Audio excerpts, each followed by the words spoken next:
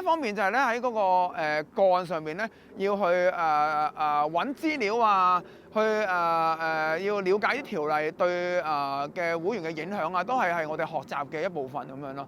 咁譬如話其實佢要證明自己係一個呢個精神健康穩定嘅人，咁其實首先就要去醫院攞一啲醫療記錄啦，了解下醫生對佢嘅睇法啦，咁樣咧。咁要點樣去醫院攞咧？喺邊個部門攞咧？要花幾多錢咧？要攞咩部分咧？譬如醫院有你可能醫院你有唔同嘅記錄㗎喎，有除咗精神科之外，有可能你有睇過啲糖尿病或者可能係一啲嘅心臟病嗰啲嘅記錄需唔需要攞咧？係嘛？會唔會對嗰個你嘅個案係有影響嘅咧？咁你又去諗啦。你攞邊段時間嘅咧？攞邊間醫院嘅咧？譬如你攞可能係你個病情係牽涉幾間醫院嘅，有去幾間醫院唔同醫院去攞喎。咁呢啲都係一啲嘅要學習咯，要了解咯。另外譬如話同一啲 NGO 去攞一啲嘅個案記錄，咁原來咧有啲嗰啲嘅機構咧，原來可以法例上面賦予一啲豁免嘅原因係唔提供嘅喎，我哋又唔知道喎。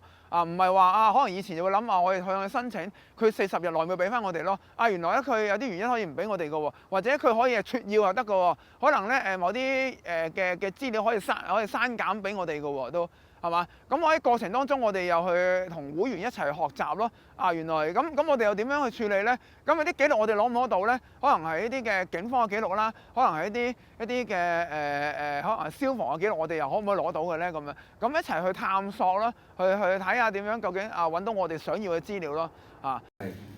各位好，咁咧呢個康和咧就早期咧就係通過 information sharing 啦，但係後期咧我淨係實質就係康和佢就組織咗個關注組，即係 WhatsApp 有個 group 有個群體咁樣嘅。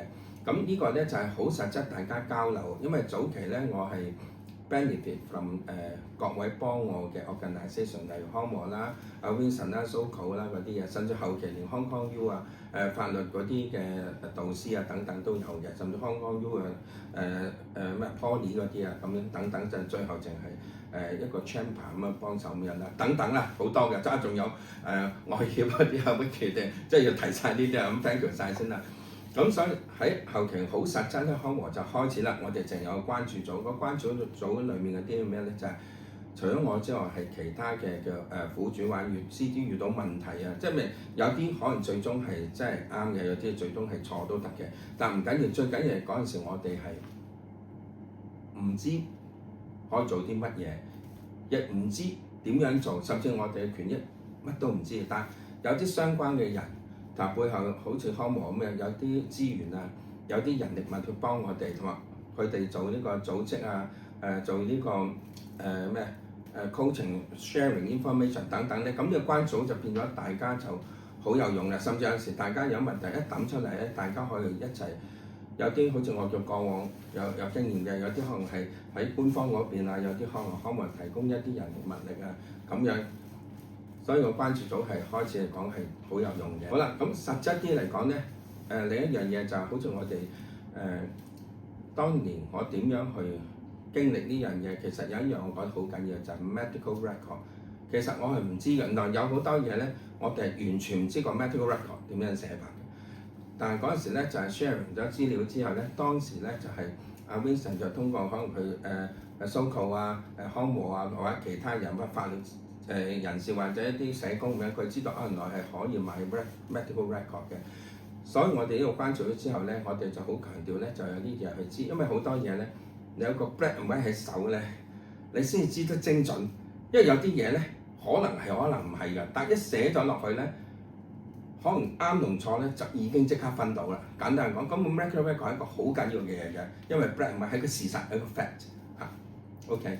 係陪伴覆核咧，其實都好重要嘅，即係當申請咗啦，佢個 hearing，因為咧我都係 sharing 康和Vincent 佢哋嗰啲資料之後咧，就話原來即係我哋好多次唔知啫嘛，我係隔咗4-5年之後先識申請，但係話原來咧一申請咧，好似 by regulation by law 係一定要個 hearing 一定要批嘅，但係就要1年1次，真係唔好日日去申請唔得嘅。咁但係問題咁已經好重要，起碼有機會啊嘛，OK。咁而家陪伴覆核咧，其實要嘅，即係我多數都係單打獨鬥噶啦。但係咧，如果佢話申請人陪跟住寫嗰張申請表啲資料寫得好，啲 point 寫得精簡，寫得重同埋實同埋肯定，咁呢啲係好幫助個效率同埋好多個功效啊嘛呢樣嘢。如果冇話最尾大家嘥時間，隨時喺嗰個階段就已經分出對錯，咁咪唔使嘥時間咯。咁但陪呢個即係陪伴咧，除咗開頭申請啊，更重要係一直陪伴住，甚至去埋嗰個複核嗰陣時，因為咧我可講咧，其實你如果自己一個咧，尤其是如果可能係女仔咧，你會覺得好 helpless。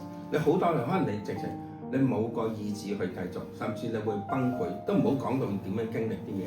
因為呢嘢講緊啊，你諗下申請一樣嘢，你申請咗1年後，然後去到我講俾你聽，複核平均可能15分鐘半個鐘完。咁你有咩問題，有咩不滿，甚至有乜嘢嘢咧，你要等1年後再申請再排過。你話你可以堅持幾多年咧？我就10年啦。話一個開明社會嘅法律都唔會完美嘅，但係一般咧，我知道開明國家都係人證物證、jury 陪審團嗰啲嘢，但呢啲係最基本㗎，睇電視劇都知。但真係你去傾嗰陣時咧，你真係要啲法律人士去傾㗎嘛。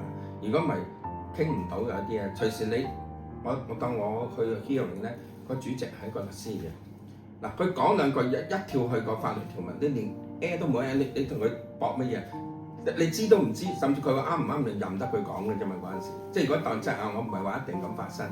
咁但係你揾翻有呢個 assistant 有法律人士咧，個講法唔同。不過我講俾你聽，我咁多次都係我自己傾嘅啫。所以咪等於是將晒啦。你話當如果一早遇到即係最早期就係康和提供晒呢啲嘢，直接康和接觸，可能我就一早提早5年，因為我5年後先第一次，可能就提早5年啦。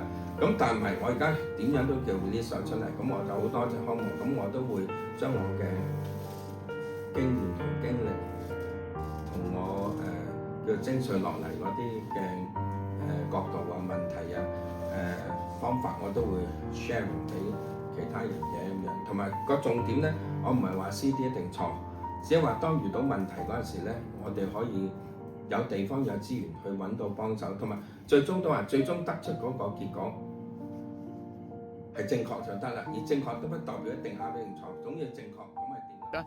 即係要平衡各方面嘅權利咯。我哋會員都可以有佢有自己嘅角度、自己嘅權利咯，咁樣咯。咁所以我哋選取嘅角度就係用一個即係合法嘅方法去爭取佢嘅最大權利咯。都可能有時結果未必係盡如人意嘅。咁但係我哋自己覺得就話如果呢條路嗰條路如果唔行就荒廢咗㗎啦，等於一啲原本嘅好嘅路，如果你冇人去行，就會荒廢，雜草叢生咯。我哋就去開拓呢啲路啦。可能呢條路可能開頭我哋要劈草嘅，要去平整翻嘅。咁但係當我哋行過嘅時候，後來嚟嘅人，可能一啲其他嘅服務人士，佢哋就會有條路可以行咯。佢哋可以從一個嘅一個賦予佢嘅途徑，佢可以作出正常嘅申訴咯。咁我期望就係可以都條路能夠闊啲、大啲咁人人都可以唔使靠我哋嘅，人人都可以做對於一啲嘅服務對於一啲嘅法例佢有意見，佢可以去申訴，可以咧得到合理嘅解決咯。其實我哋期望係做到呢樣嘢。